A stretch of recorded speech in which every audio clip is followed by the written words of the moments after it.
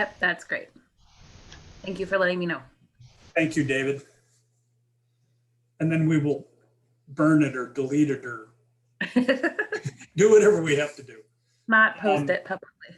So then the overall process is we have a couple of interviews that we're doing as first interviews, and then we're going to select to move to a second interview for our primary candidate, and we'll be in touch with that person very quickly. Okay? Great. Great. So I'm going to lead off with the question, and my question is the standard classic ministry question for an interview, which is, so tell us about your spiritual journey or your faith journey that has brought you to this point. I'm a pastor's kid. My father is Pastor Don Rothweiler. Some of you know him, some of you don't, which is great. And so the external call as a pastor's kid who's around the church was always very strong. Other people identified gifts for ministry in me way before I thought that was something that I could do, was interested in doing. I grew up at St. John's Lutheran Church downtown with a very strong youth ministry of kids from all over, and was in church choir and went on trips and kind of the classic 90s, 2000s youth group experience. Church kept me out of all kinds of troubles. And I was there a lot, but my dad wasn't the pastor at that church. So it was a kind of a different experience. But it was really another pastor as a young adult who encouraged me to apply for a youth ministry job in Johnston. I wasn't sure that I could do that, but I thought, well, if I just replicate what was so great for me in my youth group experience, surely I can't go wrong. So I did that, and it went well, and I gained confidence. And the Spirit nudges, and you learn what kids and families need, and you learn to listen as much to that as you do to your own inklings about what that could be. And over probably the last 5 years in this newer position, I've grown as a leader a great deal. I like to joke and say I lead from the middle, but sometimes you got to get up front and you have to lead, especially if you're doing the difficult work of introducing a new vision for ministry to people. They need you to cast the vision and paint the picture, and you can't nudge them from within. You have to get out front and lead. But I feel very called to the church. I'm not ordained. I haven't been to seminary and have been very firm in that for a long time, because I feel like there are people in positions such as these who have skills for ministry, and that's a role that's necessary and important at that level. But I keep learning and growing about what it is to be a leader in the church. So I may be wrong about that too. Who knows? We'll have to see where again the Spirit leads and where the church nudges. So Thank you. Thank you. Yes. I think our next question is from Amy. Yes, it is. Okay. So you've had a chance, hopefully, to look at our ministry statement. And so we were just wondering how your faith aligns with that statement. And you can answer that first. Okay. Why don't you answer that one first? Then I have a second part to it. Two things that really jumped out to me. One is I don't know if this is in your ministry statement or farther down in the description, but making parents the primary pastors, teachers, bishops. I think that's so important, because families are not always able to be in the building with us or at our events. And honestly, I get, anyone in my role we get kids for a finite period of time, and parents are there all along. So really, I feel very strongly about empowering families and parents and whatever that looks like. Grandparents, I have a lot of grandparents who bring their kids to youth group right now to do that work of forming faith, and I'm a resource for them primarily. The other thing I feel very strongly about, and you may have noticed this in my resume is service learning and service trips and projects, as an expression of faith, as a way to learn about being a Christian in the world.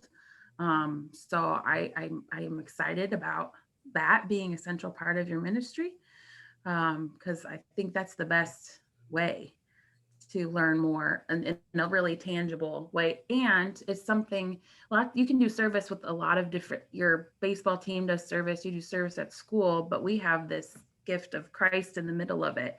And that's what motivates us to love others. So it's the same, it's familiar, but it's different enough that it really can be a meaningful experience and transformative too. So I would say those two main things. I'm sure there's more, but that's what comes to mind just right now.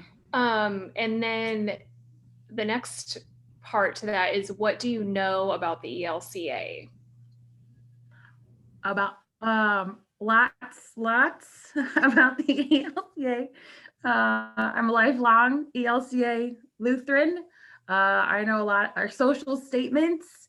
We're progressive, but we are also broken in the same way that humans are broken. I think we're making strides in the right direction, slowly but surely sometimes. Yeah, our theology, yeah, I know lots about the ELCA. Are there specific things that you're hoping I know about in terms of the ELCA? I don't know. Anybody else have any What thoughts on excites you most about the ELCA? Oh, just that we have a voice in the social arena, like in terms of like what's happening in the world to human beings and how that affects them. I've always been impressed with our global presence, LWR, and those kinds of things. It's awesome that we have a woman bishop. That's always exciting as a female leader in the church to see yourself reflected. Now we have one as our synod bishop. So what else excites me? The youth gathering's always been an exciting thing. Just to have that many kids in one place doing church, like as the church, the three expressions of church, and that's one, and that's just mind-blowing. So okay, thank you. I think Michelle has the next question. Can you talk a little bit about your experience in growing a quality, healthy, evangelizing, and service-oriented youth program? Quality, healthy, and evangelizing and service-oriented. You've talked a little bit about that with your personal experience. Sure, I sure can. So growing, that's an interesting word in ministry.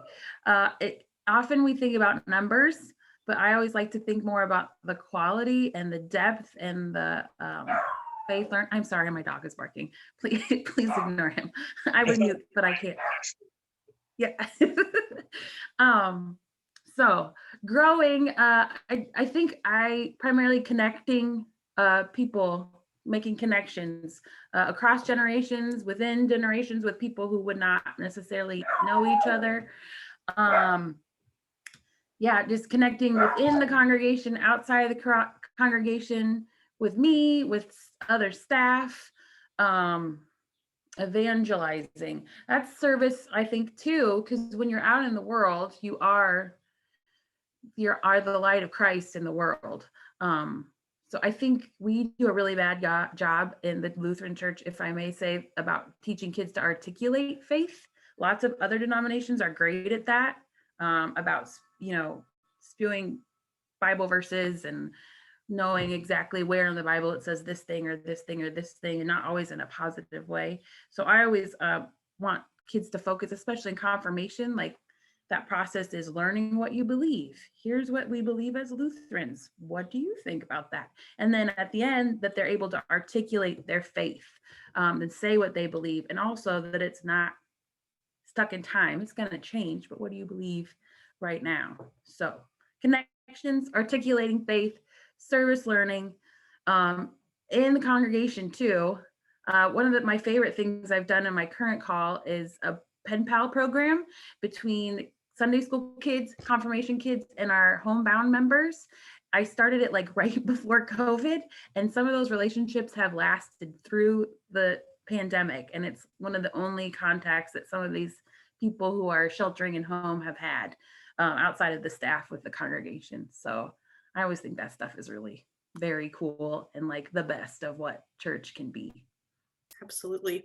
Which the examples you gave kind of leads into my next question of what age of youth do you connect with most? Currently, um, middle school primarily. Also, we have a daycare at our church, so I'm hanging out with like babies a lot too, which was new for me. I always joke that I'm terrified of more than 2 toddlers at a time because I just feel like it could go awry very quickly. High school was what I did for a really long time. That was all I did when I was at St. James in Johnston, my first call. But I find high school to be a really tricky thing right now if you don't have something established. If you have something established and you can maintain that and keep those connections with the kids and with other adults, not just the staff people, then that can be a really good thing.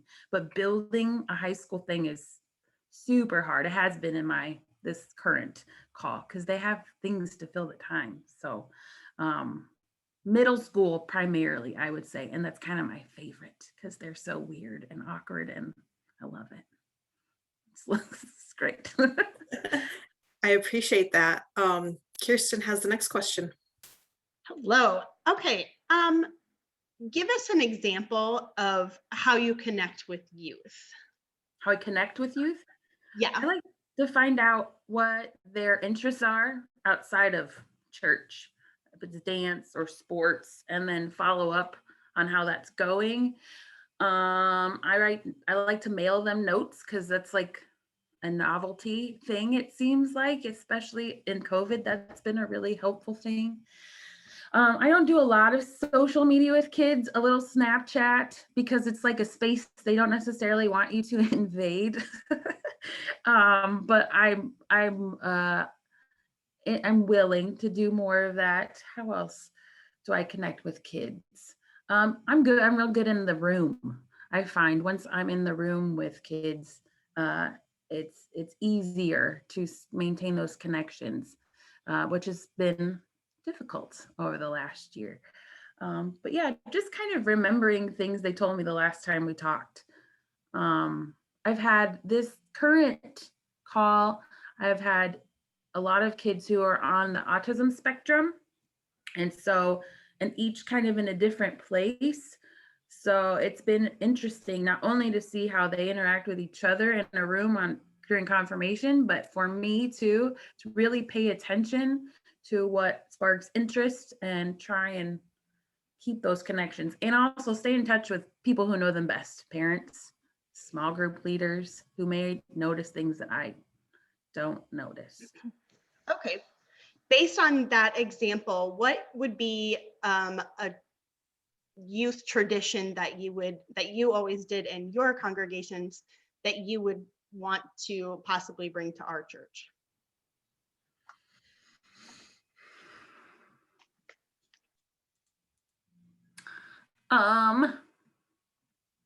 Trying to think. I tried something that didn't work. I'd like to see it work. I think when the church a lot of churches want people still to come to them. I feel like sometimes you need to go where they are because they're doing these things that they care deeply about in show choir or whatever sport it is or dance.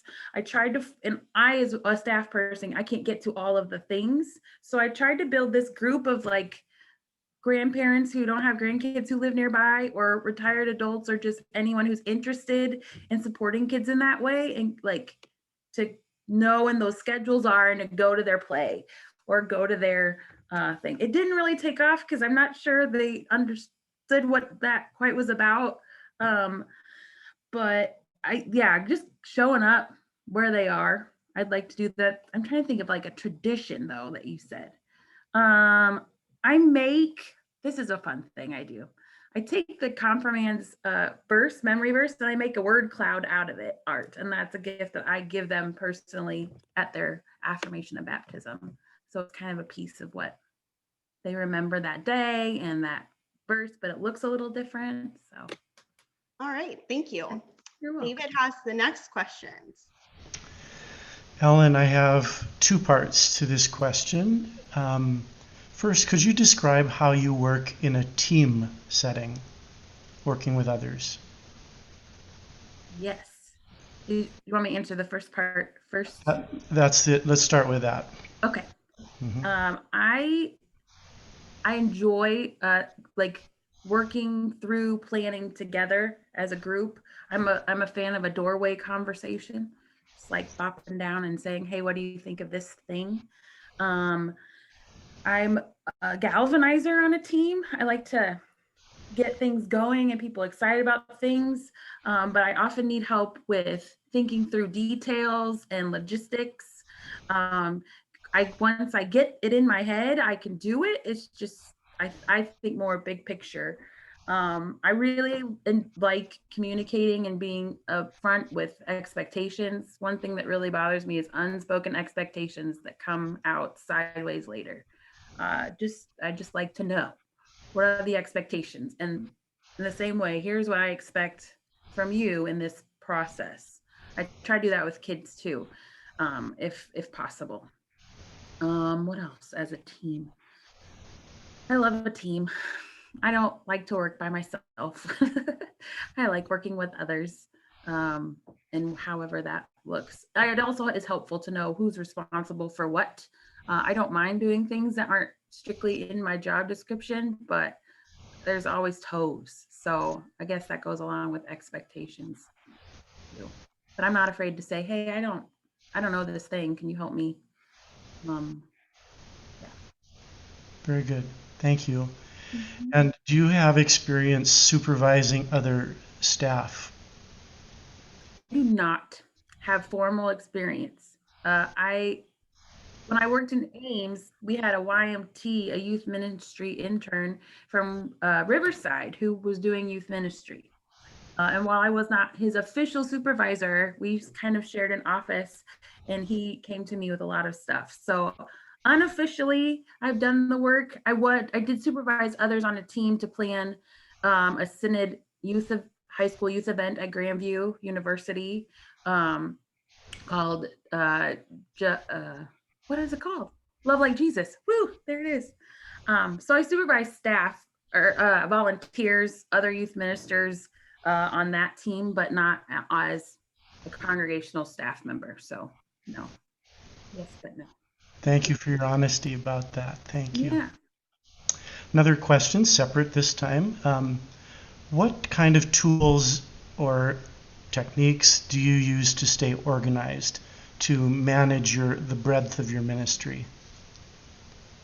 I make to-do lists, and I have a notebook that I take to every meeting, and I notes and I go back and cross it off. I am not a person whose desk is organized. It bothers people, but I know where everything is in my stacks. So I am not a tidy person in my desk, but it is organized chaos in my own way of being. Um, yeah, lists, notes.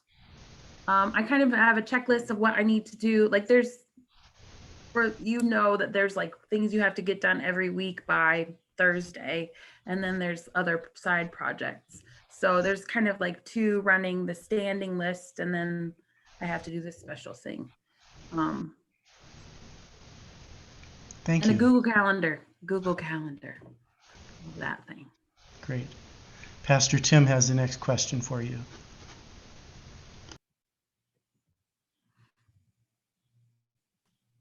Pastor Tim, you're still on mute. Sorry, my dog, I think it was my dog barking, so I Yeah. muted. What kind of work environment, workplace is kind of your dream place to work? What does that look like? Open doors. offices, but open doors. Closed doors, I get for privacy that sometimes that has to happen. But an office where everybody's doors closed all the time because they don't want to be bothered, that feels very, it doesn't feel like the creativity can flow in the office. Probably like a desk and storage in the office, because there's always stuff. Somebody said my office is like the big comfy couch. It's probably in there. It's just where in there on the shelf. Yeah, like I said, I love a doorway conversation. But that, I think too, like that being said, I don't have an expectation that everybody's in their office all the time, but like that sometime during the week, I know I can talk to this person or talk to this person. Office hours are important, but I know that for some people, they're not the best way to be productive in ministry. And for other people, that's the only way they get stuff done is if they're in the office. So I think flexible expectations about when people are there and when people are available, but making sure that's communicated and with some consistency.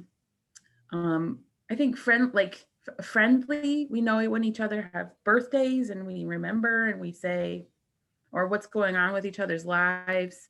Again, respecting privacy, but if you spend that much time with people doing the kind of work we do, which is caring for people, I think you have to care for each other too in some really real ways. So, Good. Yeah. So do you have a picture of a nightmare workplace or boss? Closed door. I was kind of thinking that's what it was. Yeah. Closed door. Don't bother me. And just like tension. If I think there's an issue, I'm probably gonna say eventually, within like tactfully, respecting boundaries. But is there something wrong? Like, do we need to talk about this? Just, I think that's so much healthier and better and helps everybody be more productive. Passive aggressive is not fun for anybody, but yeah. And I think too, I like guidance and leadership, and I like when a boss will tell me talk through an expectation with me, but then like trust me to do it. I had a boss who came in at the end of something, like the deadline Sunday, and on Thursday there's a conversation about how I should have done it. It's like, no, we had this conversation like 2 weeks ago, or that was the time to say, how about this? So yeah. Okay. Trust. When you were discerning whether to apply or not for the job, and now that you've seen our ministry site profile and that kind of thing, what makes you want to work at Holy Trinity? I love that you guys have done a lot of the work that so many congregations need to do in terms of like reconciling in Christ things. That's really exciting to see. I know a little bit about your ministry just from being in the area and knowing Anne for as long as I have. And I always thought you guys do some really cool things. And critical mass too. Like you have the critical mass to do a lot of really cool ministry things, whereas I've been in kind of mid-sized congregations for a long time where you might have 1 or 2 kids, and that's very meaningful experience as well, but you just can't always do some of the things I would like to do in terms of service and like mentor stuff and those kinds of things. You can, but it just isn't as an impact, or it's hard. Kids want to be where kids are. There's just one of them. They're not really like excited to just hang out with me by themselves. I'm not that cool. So yeah. Okay, thank you. Mm-hmm. And I think, oh, go ahead, Amy. Oh, no, I was just gonna say, move on to the next question. That's perfectly fine. That's Oh, what did you have something you were gonna say, or were you gonna say that? That's what I was gonna do. Okay, well, now we will open it up to you to see if you have any questions for us, Ellen. I'm interested to know more about the ministry teams. How many are there? Do all ministries have teams? Who's on the team? I want to know more about that. I think my basic organizational principle, which then kind of filters into at least all the staff. And then overall, how we try to structure the ministry of the congregation is team-based. And teams are just kind of essential. Every small group is a team. The council is a team. Right. So you think in those terms. So as far as staff is concerned, we group in kind of task-oriented places. And so we have a group or a team that is kind of what I've called in the past the mission vision team or whatever. It's basically the folks who directly report to me, who I ask, they're the team I get together and I say, okay, this is an idea, and this is maybe a really stupid idea, or maybe it's a really great idea. What do you think? This is kind of the test out group that then gives feedback so that we can discern whether we're onto something or not, and then figure out where it goes from there. We have some more task-oriented teams. So there's an administrative team, which is the folks in the staff that do the kind of the heavy lifting of making sure that the building's standing and Right. computers are working and phones are answered and all of that kind of stuff. And so the staff has kind of teams involved. The learning team has been up to this point led by Anne, and whatever employees over time have been engaged in other areas of learning ministry. So lately the structure has been, she's been in charge of middle school confirmation, that kind of thing, and then general oversight. And then we have a youth person, and we had a couple of people doing children and family things. And so that was her team. As it gets out into the congregation, we think teamwork as well. So especially in the learning area, Amy is the leader of the SMA. We call them, we don't have committees, we have standing ministry areas. Okay. So they're not quite as bureaucratic in our Okay. fields.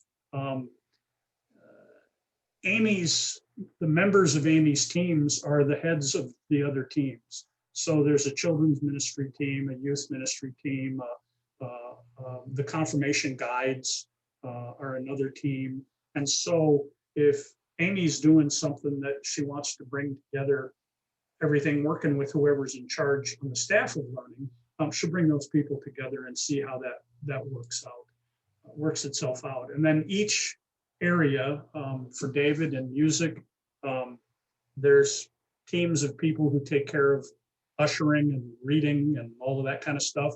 His choirs are teams, the people who do that. So we just kind of have a team mindset. Since the body of Christ is always made up of many members, we figure it's good to get lots of people involved in everything. Yeah. Does that kind of answer the question? Yeah, it sounds like there's a lot of support and accountability all at the same time for each staff person and leader, and awesome. And sometimes it works super, and then sometimes it's like, wow, where did that team go? Right. Right. Especially in the pandemic. You have seasonal patterns. Right now the stewardship team is part of my responsibility, and we've kind of gone through some transitions, and the generosity folks are, I know who to call there, and I know who to call when it comes to the property team. Right now, the HR piece is a little bit floaty. And so you make yourself a note and say, okay, reconstitute that. And it's people development. Right. Right. So But it goes. lots of people. That's good. Another question I have is, what are you guys excited about in terms of learning ministries? And then what is something that's a frustration that you would like to see change?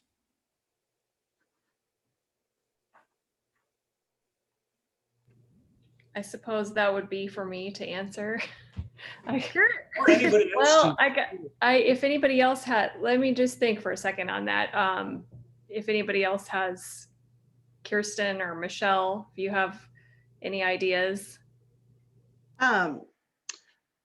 My kids usually went to Sunday school, and I was a Sunday school teacher, and I noticed that the numbers that actually came to Sunday school were a lot smaller than those that came on Wednesdays. Mhm. Is there something that you would have it both days, or to encourage more families to come on Sundays?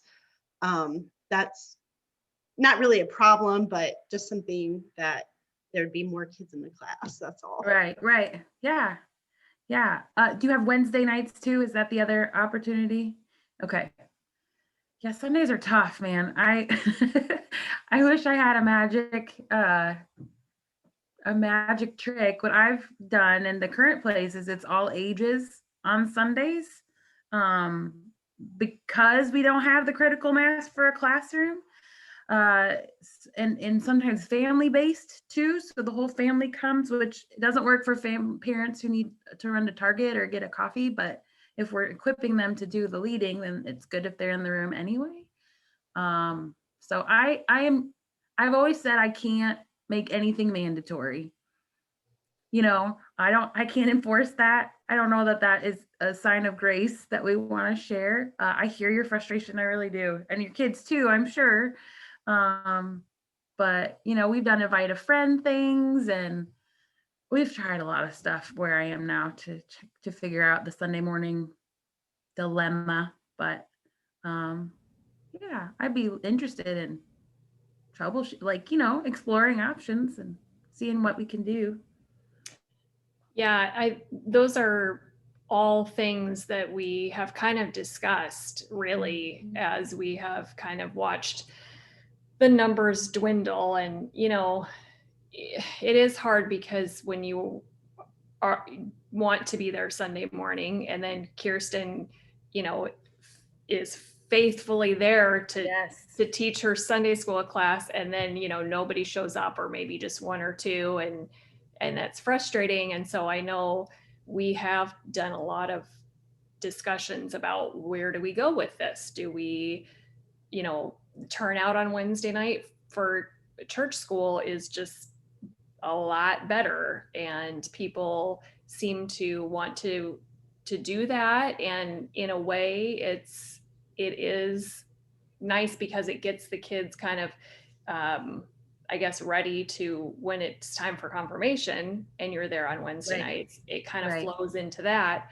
But there are the people that want to do it on Sundays. And so we've talked about all those things like, all ages and a family model and those kinds of things. We're not really quite there, I guess, yet. Yep. in executing It's a leap. something. Yeah. So, always open for ideas on that for Yeah. sure. So, Well, there's grief in that too. Like it should be Sunday mornings, right? Like that's Right. what I did. We just went. I hear Yes. that all the time. Yep. So people are not only disappointed, but they're sad, and they don't want to deal with that either. And I found that often we plan for the teachers. Like I started planning for how it was easiest for the teachers, which I'm not sure is the best solution either. So yeah, you're not alone. There's lots of places where this is the issue. Yes.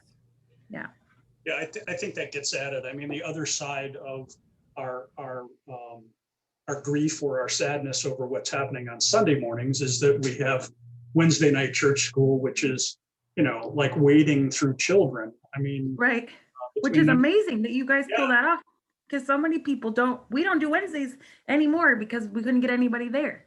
Yeah, so we're doing that unique thing that's kind of exciting about Holy Trinity. It's just a long-standing practice. And we finally did get to the point where I think we could let go enough to say we don't have to necessarily do the same thing on Sunday as we're doing on Wednesday. So now we're kind of at a strategic point of saying, okay, what might that could be? that be? Yeah. That's exciting. Yeah. That sounds very exciting. Good for you guys though, to being open to that. It takes a while to get there, and probably you'll have some 2 steps forward and 1 step back, hopefully. Not that much. Yeah. Awesome. To address, did you say what are we most excited about? Yeah. Oh, okay.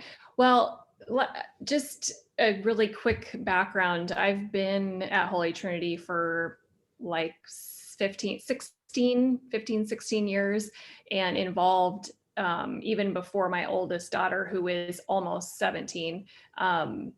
Before she was even old enough for Sunday school, I was teaching. And so I've been, through that whole program. Then I have two other kids. I have, one's in 10th grade, one's right in confirmation right now, and one's in elementary. And so when I first started, I've just seen over the years, everything just grow kind of, it felt a little messy there in the beginning. Not a lot of, I don't know, organization and kind of some turnover with people. And then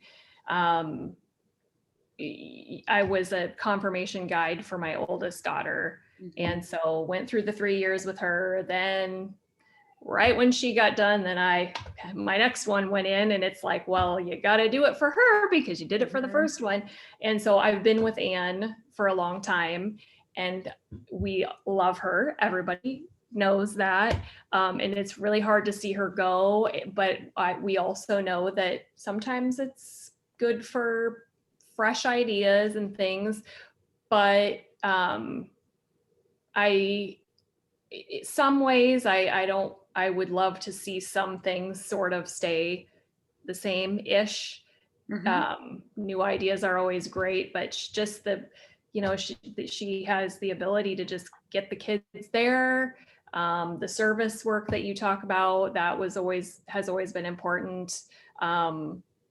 Just making confirmation fun and not like when I went through it and all I did was sit and memorize and listen and be bored out of my mind. Like, it's so much more, I get so much more out of it now as an adult, like going through it a third time now. Yeah. And that's just been really cool. I love the experience that my daughters have been getting in confirmation right now. And so it's hard to see her go. And it would be nice to keep some things sort of the same, but it is also, it's nice to have fresh ideas too. So I'm excited to see, what somebody can bring, and that's a little bit different. And, I think it has been formed into a great program. And so, just to kind of be able to keep that going is important to me personally. So. Yeah. Oh yeah. Yeah. Undoubtedly. Yeah. And for your kids to have that consistency and stability and yes. Yep. Yeah.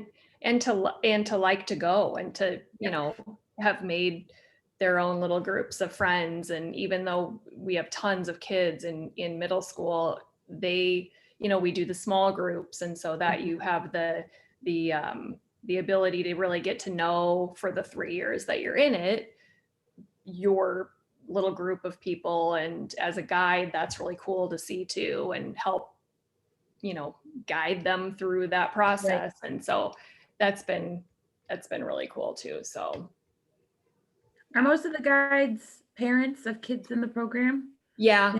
Okay. Yep. Curious. Yep. And most of them. Yeah. What's that? Not 100% of them, but most of them.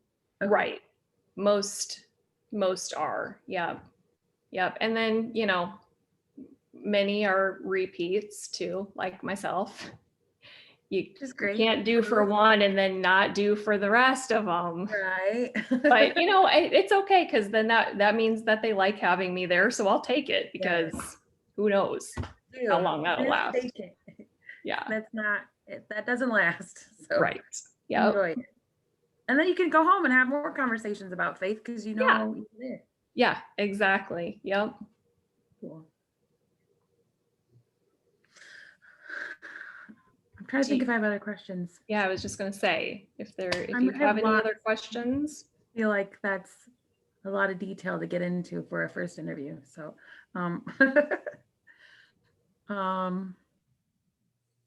what other staff are there in Learning Ministries right now? Actually, we're kind of clearing the decks. No. Okay.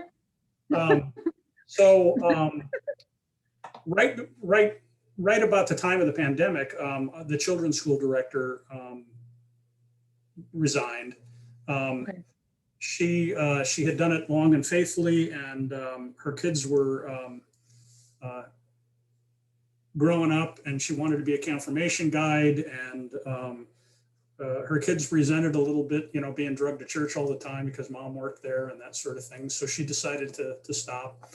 And so then our family ministry person kind of stepped in, and now next week is her last week. Oh my gosh. Okay. So Kelly will be moving on. And so then we have Christina, who is our youth person. She's a part-time person who keeps the senior high youth group together. And then Ann's leaving. So it'll be kind of an empty office in the back there. Yeah. That's So exciting. I'm sure both terrifying and exciting for Yes. whoever has the position, that you get to kind of, Build something new. Yeah. yeah. One of the But not- conversations, one of the early conversations will be, okay, how do we want to take care of children's ministry? That'll be a first Yeah. strategic conversation. Cool. How does this position relate to worship in terms of planning our participation or like, you still have acolytes? I'd like to hear more about that. I always feel like these things should be more connected, and they just aren't often in many congregations where I've been. So it's something I want to know more about.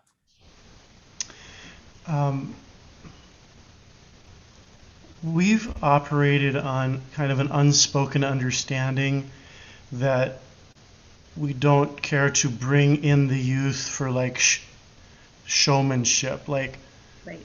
Youth Sunday and stuff like that, that we'd rather them be organically incorporated into the regular worship life of the church. So you'll see young scripture readers. That's especially a joyful thing when that happens. Yeah.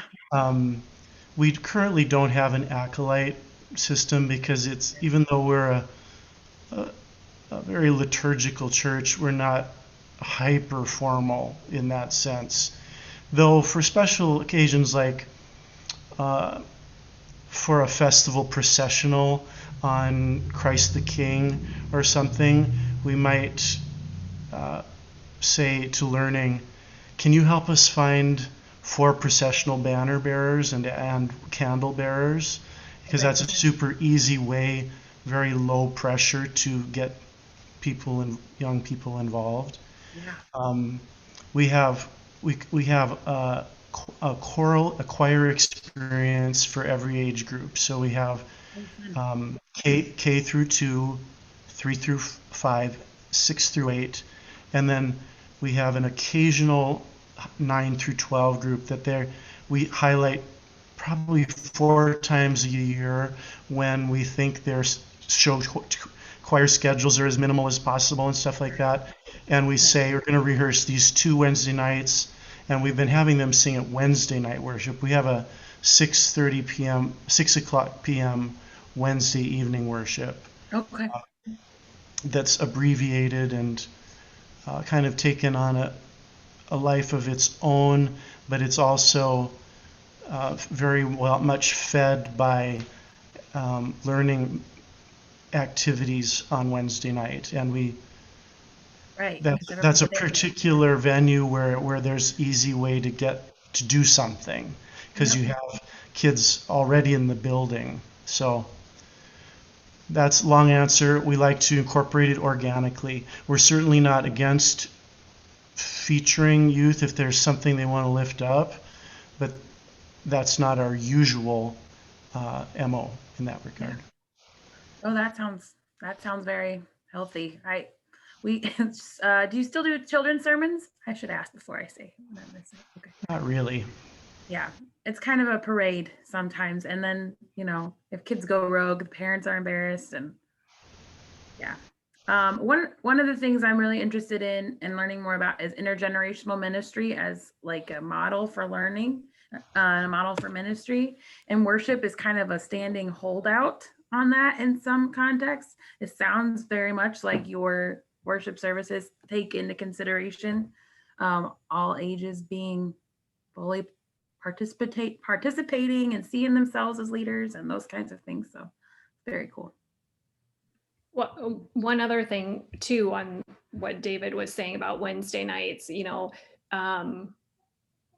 we would have some Wednesday nights would be like a worship night for confirmation. So that would be the time that everybody can have the opportunity to go to worship, because some kids don't go to church on Sundays necessarily all the time. And so that was an opportunity to do that. And then those were times also when sometimes,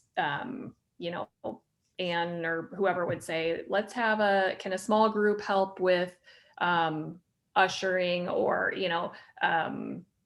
taking the offering, or, where the group can, like the group serving communion. Yes. Including serving communion. Serve communion. And that's kind of a nice way to help, to let them be involved, but in the sort of the comfort of their small group that they're, used to doing things with. And it doesn't feel so scary, I guess, to be up there serving communion or whatever by yourself. And so I think that's been a good way to kind of incorporate that age, the middle school age, into beginning to do some more things during services. They're done with confirmation. They know how to do it, and maybe they want to do it again. Yeah. Very cool. I like that, liturgical but not formal.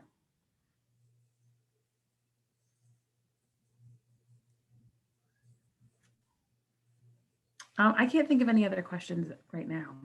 Okay. I'm sure I should be asking other things, but that's okay. Michelle, I haven't heard much from you.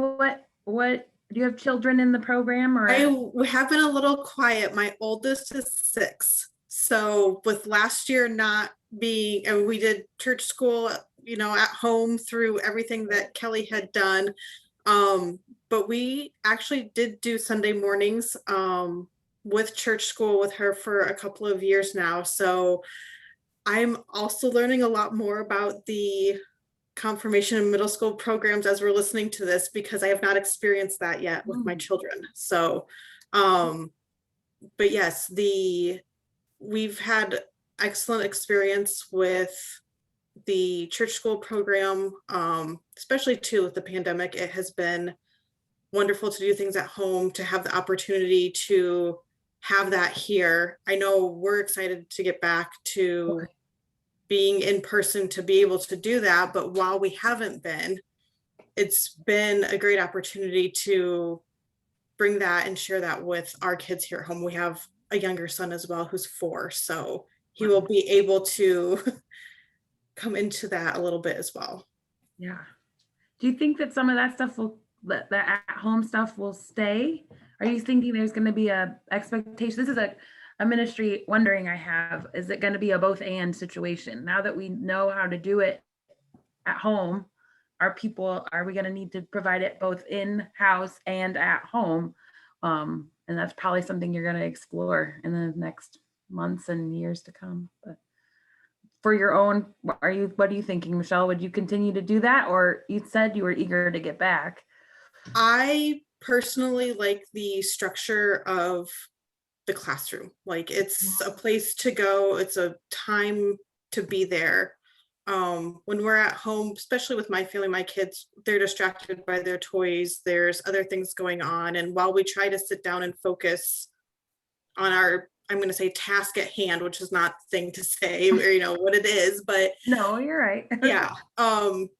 It's difficult, but going to church and going to your classroom and being with your teacher who you're familiar with, for me personally, I'm more eager to do that. Okay. I do think kind of Pandora's out of the box. So yeah, going to be an expectation in some way, shape, or form, and we're going to have to explore that for a while. Like, for instance, in worship, I don't think there's any way that you stop offering virtual worship. No, right. We're going to live stream it and post the recordings and that sort of thing. I mean, Yep. no way that. It just, you have to kind of think about it a little differently now. Yep. We did a after Christmas this year, instead of doing a children's program, which was, of course, kind of a nuts thing to try to figure out, we developed a family 12 days of Christmas. So every morning there was a little short video about celebrating the 12 days of Christmas. It was a complete experiment. David provided a little music, the pastoral staff did a little devotion and a prayer, and then the learning staff did an activity that they could do at home. Oh, And fun. it was amazingly well received. Really? Yeah. Isn't that fun when that works out? You're going to do that next year, right? Yeah. Yeah, I guess we are. Yes, we are. Yeah. Wonderful. Thank you for sharing all of that. Well, Ellen, thank you very much for your time. Yes. We have one other candidate to interview, and then Okay. we will be back to you probably next week. We're going to Great. try to meet the first part of next week, I think, to define our next step, and then we'll be back in touch, so we won't leave you hanging very long. Okay. Lovely. Thank you for all your time Thanks tonight. for your time, Ellen. Thank you. Thank you. Bye-bye. Everybody. Peace, everyone. Thanks, everybody. Good night. You should stop the recording now.